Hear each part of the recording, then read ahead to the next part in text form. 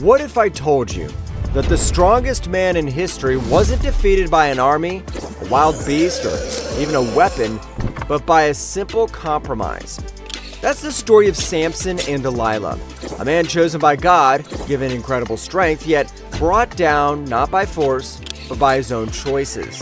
It's not just an old Bible story, it's a warning. Because like Samson, our greatest defeats don't usually come from outside forces. They come from the little compromises we make every day. So let's dive into this powerful story and uncover the hidden lessons that can change the way we live. To understand Samson's downfall, we first need to understand his beginning. Samson wasn't just strong, he was chosen. Before he was ever born, an angel appeared to his parents, telling them that their son would be set apart for God's purpose. He was to be a Nazirite, which meant three things: no wine or strong drink, a symbol of self-control; no touching dead things, a symbol of purity; no cutting his hair, a symbol of his commitment to God. This wasn't just about rules, it was about dedication. Samson's strength wasn't in his muscles, it was in his obedience to God. For a while, he lived up to his calling. He was a one-man army against the Philistines, the enemies of Israel. He tore lions apart with his bare hands, took down entire groups of warriors single-handedly.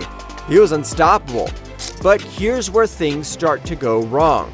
Samson had strength, but he had one weakness: his desires. Instead of keeping his focus on his mission, he started flirting with temptation. Literally. He had a habit of falling for Philistine women from the very enemy he was supposed to defeat. And with each relationship, he made a small compromise. He touched a dead lion's carcass to get honey, breaking his vow of purity. He threw drinking parties, breaking his vow of self-control. He got involved with women who didn't share his faith, weakening his commitment to God. At first, these compromises didn't seem to affect him. He was still strong. He was still winning battles. That's how compromise works. It's slow, subtle, almost unnoticeable. Then came Delilah. Now, Delilah wasn't just any woman. She was a setup. The Philistine rulers saw Samson as their biggest problem, so they paid Delilah a huge sum of money to find out the secret of his strength. She started playing the emotional game. She asked, "Samson, tell me the secret of your strength." And at first, he played with her. He gave her fake answers: tie me with new ropes, weave my hair into fabric. Each time she tested him, and each time he broke free.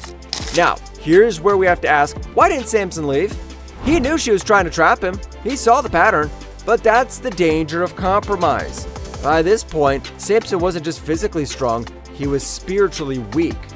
He had convinced himself that he was untouchable, that he could keep playing with fire and not get burned. And then, the final trap.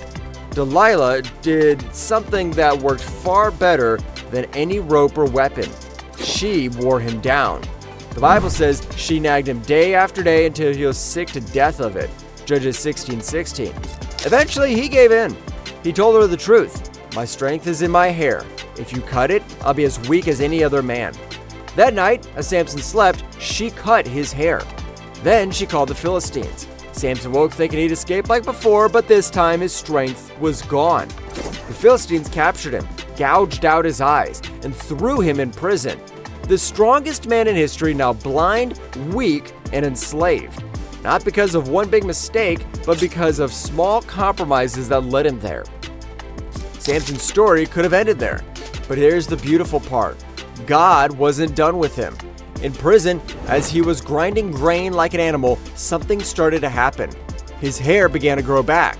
And more importantly, his faith began to grow back. One day, the Philistines brought him out to mock him out their temple. They made him stand between two pillars. And in that moment, Samson prayed. He didn't ask for revenge. He didn't ask to escape. He asked, "Lord, strengthen me one more time." And in that final act of faith, God restored his strength. Samson pushed against the pillars with all his might, bringing down the entire temple, defeating more Philistines in that moment than he had in his whole life. Samson's story is more than just a cautionary tale about strength and betrayal.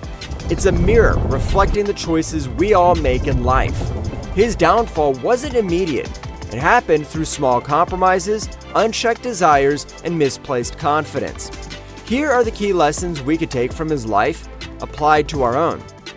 Number 1, your greatest enemy isn't out there, it's within.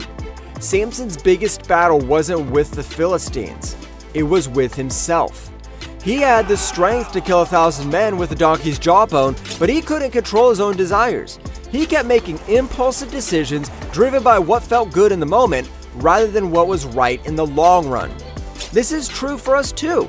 We often think our biggest problems are external, other people, circumstances, bad luck, but most of the time the real battle is inside us. Are we disciplined or do we give in to every temptation? Do we set boundaries or do we keep playing with fire? Are we led by wisdom or do we follow our emotions without question? Samson had the power to defeat his enemies, but he couldn't defeat himself.